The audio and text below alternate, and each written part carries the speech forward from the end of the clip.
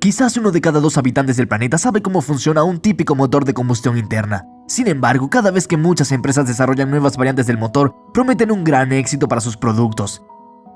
Su motor de combustión interna está destinado a revolucionar la industria. Pero cuando se trata de lotes industriales, los ingenieros siempre recurren al viejo y clásico circuito de pistones. Cuando hay mucho dinero en juego, las multinacionales prefieren no correr riesgos. Así que parece que los motores de combustión interna más insólitos hace tiempo que han sido relegados al basurero de la historia y nadie volverá a ellos. O sí lo harán. Hoy les mostraremos motores como este e incluso este. Y lo que verán al final del video llenará los puntos blancos de la historia de los motores de combustión interna alternativos y mostrará cómo se desarrolla a veces una idea de diseño intrincada e interesante. Así que, aquí vamos. El primero de nuestra lista es un motor del grupo americano Scudery que cuenta con las clásicas carreras de admisión, compresión, carrera y escape, pero que no tienen lugar en el mismo cilindro, sino en otros diferentes. El llamado cilindro frío se encarga de la admisión y la compresión, mientras que el segundo, el caliente, se encarga de la carrera y el escape. Mientras que en el cilindro principal hay expansión de gases, en el cilindro compresor frío hay carrera de admisión. En el cilindro en funcionamiento es el escape y en el cilindro frío, la compresión. Al final de la carrera de compresión, los pistones se acercan a sus puntos muertos superiores y la mezcla se transfiere del cilindro frío al caliente a través del canal de derivación y se enciende. Este ciclo dividido, básicamente el mismo ciclo Otto, aunque modificado, fue inventado por los estadounidenses en 2006 y en 2009 construyeron el prototipo de motor de ciclo dividido Scudery. El compresor y los cilindros de funcionamiento pueden tener diferentes diámetros y carreras de pistón, lo que da flexibilidad para ajustar los parámetros. Se obtiene un análogo del ciclo Miller con expansión de gas adicional. Si se añade un ramal con válvulas y un cilindro de alta presión al canal entre los cilindros, es posible hacer que un motor de este tipo recoja energía durante el frenado y la utilice durante la aceleración. Sin embargo, desde hace varios años, las actividades del grupo Scudery se limitan a los prototipos y a la participación en exposiciones. Parece que la economía real en este caso no puede compensar la gran complejidad del diseño. Los desarrolladores de la empresa croata Pod Motor también han recurrido a un ciclo de trabajo dividido. Su diseño dividido se caracteriza por un menor número de piezas, baja fricción y menor ruido. La necesidad de un depósito externo para el sistema de lubricación, provocada por el hecho de que no había aceite en el cárter, no les asustó. Los inventores construyeron varios prototipos. Para una cilindrada de 7 litros, sus dimensiones y peso eran la mitad de lo de los motores tradicionales de combustión interna. Pero nunca se descubrió la eficacia. El último prototipo se montó en 2011 y luego el proyecto se paralizó. El motor de 2 tiempos, Bonner, inventado en 2006 en Estados Unidos por Walter Schmidt, es aún más complejo. Al igual que en el proyecto Pod Motor, los cilindros están dispuestos en X y el cigüeñal también se acciona de forma planetaria mediante un sistema de engranajes. La distribución del gas de Bonner se realiza mediante válvulas en el fondo de los cilindros y carretes giratorios en la carcasa del motor. Los pistones exteriores pueden moverse ligeramente bajo la presión del aceite, proporcionando una relación de compresión variable. Un esquema complejo. Todo en aras de una alta potencia por unidad de peso. Bonner parece interesante en teoría, pero en la práctica hace tiempo que no se sabe nada de él. Al parecer, no ha cumplido las expectativas. Otros inventores no cambiaron los ciclos de funcionamiento del motor de combustión interna, sino que se concentraron en la disposición de sus piezas. Así son los motores axiales, por ejemplo, que tienen más de un siglo de antigüedad. Una de las primeras patentes está en la imagen de arriba. Todas difieren en detalles, pero comparten un principio común. Los cilindros están dispuestos como los cartuchos en el cilindro de un revólver, con un eje de salida alineado. La conversión del movimiento recíproco de los pistones en la rotación del eje se consigue mediante diversos sistemas, como pasadores inclinados respecto al eje longitudinal del motor, arandelas inclinadas y otros similares. Una variación de las unidades axiales es el diseño neozelandés de Duke Engines, un 5 cilindros de 4 tiempos con una cilindrada de 3 litros. En comparación con un motor convencional de la misma capacidad, este era, según los cálculos de los autores, un 19% más ligero y un 36% más compacto. Se suponía que iba a utilizarse una amplia gama de aplicaciones, pero los sueños de conquistar el mundo entero seguían siendo un sueño. Un ejemplo axial aún más complejo es el motor RadMax de la empresa canadiense REG Technologies. En este caso, en lugar de cilindros, una docena de compartimientos se disponen en un tambor común mediante finas cuchillas. Las ranuras del rotor tienen placas que se desplazan a lo largo de ellas cuando el rotor gira. Las superficies curvas de los extremos confinan volúmenes variables que definen la trayectoria de las palas y controlan el intercambio de gases. El diseño de RadMax permite construir motores que funcionen con diferentes combustibles, aunque los inventores optaron originalmente por el diésel. En 2013 construyó un prototipo con un diámetro y una longitud de solo 152 milímetros. Desarrollaba 42 caballos de potencia, muchas veces más que un motor de combustión interna de tamaño similar. Posteriormente, la empresa informó de prototipos más grandes con 127 y 380 CV. Pero a juzgar por sus comunicados, todo sigue en el ámbito de la experimentación.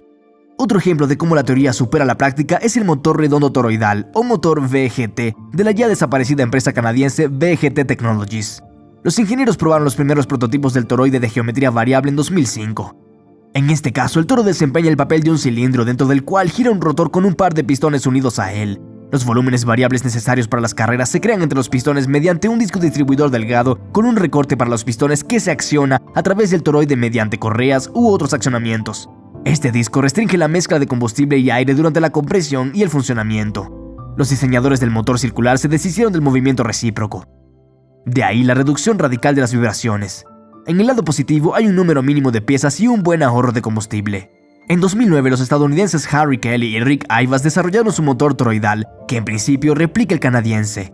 Según su estimación, el toro de medio metro de diámetro proporcionaría 230 caballos de fuerza a 1050 RPM solamente.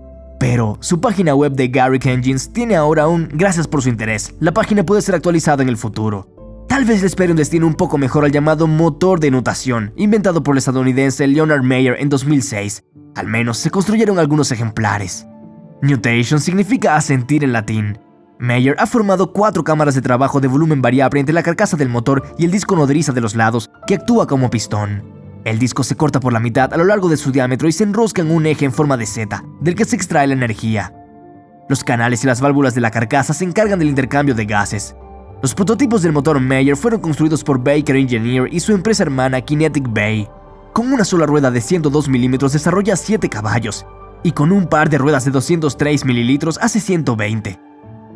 Hay 2,5 a 3 caballos por kilogramo de peso contra 1 o 2 de masa de los motores de combustión interna atmosféricos.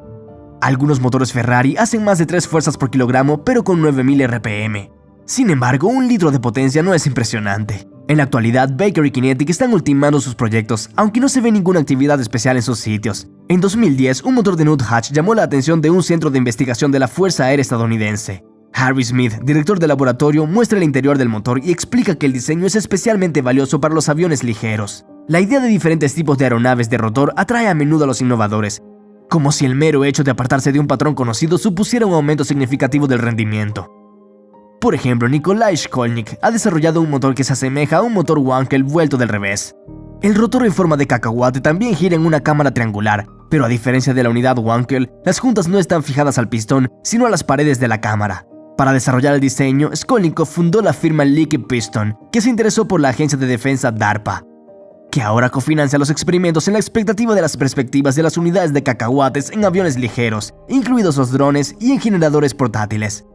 El motor experimental con una cilindrada de 23 centímetros cúbicos tiene un buen rendimiento del 20% para estas dimensiones. Ahora los autores pretenden crear un prototipo diésel que pese unos 13 kilos y produzca 40 caballos de fuerza para montarlo en un vehículo híbrido. Según sus cálculos, su eficiencia debería aumentar hasta el 45%. Se trata de un revolucionario motor de combustión interna de Astron Aerospace. Lo llaman Omega 1. Los responsables de la empresa afirman que ya tienen un prototipo funcional del motor y que darán más información en un futuro próximo. Por el momento, la empresa dijo que, al igual que el motor rotativo Wankel, el Omega 1 no tiene manivela, eje o pistones desplazados que realicen un movimiento alternativo.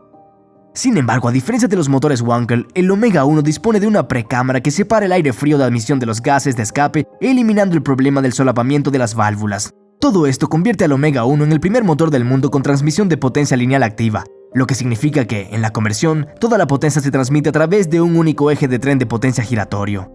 El motor estándar del Omega 1 pesa solo 16 kilos y desarrolla 160 caballos de fuerza con 230 Nm de par.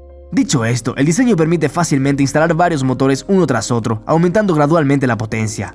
El último motor que hemos examinado demuestra que la idea de una unidad plana, el rotor después de todo puede hacerse muy estrecho, es tentadora. Sin embargo, para su aplicación no son tan necesarios los rotores en sí. Basta con cuadrar el pistón tradicional y, en consecuencia, hacer un cilindro rectangular en la vista superior. Este extraño desarrollo de Pivotal Engineer tiene varios años y ha producido varios ejemplos que han impulsado motos y aviones. Es un motor con pistones rectangulares oscilantes. Un extremo está fijado a un eje fijo y el otro está conectado a una biela. Los autores dirigen el llamado pistón oscilante principalmente a la aviación.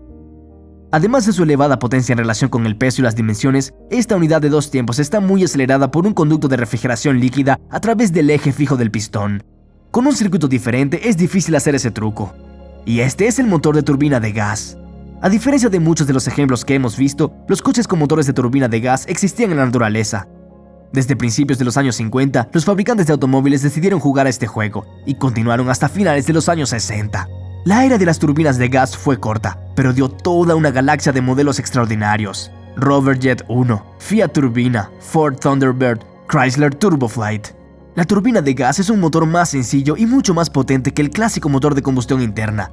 No es de extrañar que la industria automovilística, que hasta los años 50 había tomado prestadas varias soluciones técnicas de la industria aeronáutica, no se quedara al margen y decidiera probar a utilizar motores de este tipo en vehículos ligeros. Además, el diseño del GTI en sí no es complicado. Ejes con ruedas de compresor y turbina, la primera de las cuales alimenta la cámara de combustión con aire comprimido y combustible. Durante la combustión y la expansión, la mezcla de trabajo hace girar la rueda de la turbina, que utiliza la energía para hacer girar el compresor y, por supuesto, la corriente de chorro. Y este es el motor de pistón rotativo Wankel. Los ingenieros Walter Freude y Felix Wankel introdujeron este diseño por primera vez no hace mucho tiempo, en 1957. El pistón de 3 caras, rotor, accionado por la presión del gas, es la unidad de potencia que puede girar unos 120 grados por revolución completa del eje. Y cada una de las 3 cavidades aisladas reproduce el ciclo completo de 4 tiempos de un motor de combustión interna: inyección, compresión, carrera y escape. Se considera que las ventajas evidentes de este tipo de motor son su compacidad, ligereza, menor número de piezas, sin pistones, bielas ni cigüeñal, un sistema de lubricación simplificado, bajos niveles de vibración y un alto rendimiento en litros. Pero hay algunos inconvenientes importantes: escasa eficacia de sellado en el hueco entre el rotor y las paredes del cilindro, alto consumo de aceite especial, tendencia al sobrecalentamiento, bujías exigentes y alta potencia a revoluciones relativamente altas. La verdadera popularidad de los motores de pistón rotativo la aportó, por supuesto, la empresa japonesa Mazda, famosa no solo por sus legendarios modelos RX, sino también por la única victoria en Le Mans del prototipo 757. Varios fabricantes experimentaron con la RPD en diferentes momentos. Incluso Avtovaz marcó en los años 80 con la tracción rotativa 5 y 7 que fueron utilizadas por la policía del tráfico o Siloviki. Incluso un paso tan pequeño más allá de los clásicos motores de combustión interna mostró cómo muchas ideas no se aplican a escala masiva. Quizás la razón no esté en alguna conspiración de los fabricantes, sino en el hecho de que los motores de combustión interna tradicionales no se quedan quietos. Los últimos modelos de gasolina de ciclo Miller tienen rendimientos térmicos de hasta el 40%, incluso sin turboalimentación. Eso es mucho. La mayoría de las unidades de gasolina tienen un 20-30%. Las unidades de diésel tienen un 30-40%, hasta un 50% en los grandes barcos. Y por el momento se considera que se ha encontrado una alternativa global a los motores de combustión interna. Se trata de motores eléctricos y centrales eléctricas de pilas de combustible. O los coches eléctricos son un camino sin salida y queman el mismo combustible, pero antes en centrales que generan corriente eléctrica. Escríbenos tu opinión sobre todo esto, y nos vemos en otra edición de Sedición.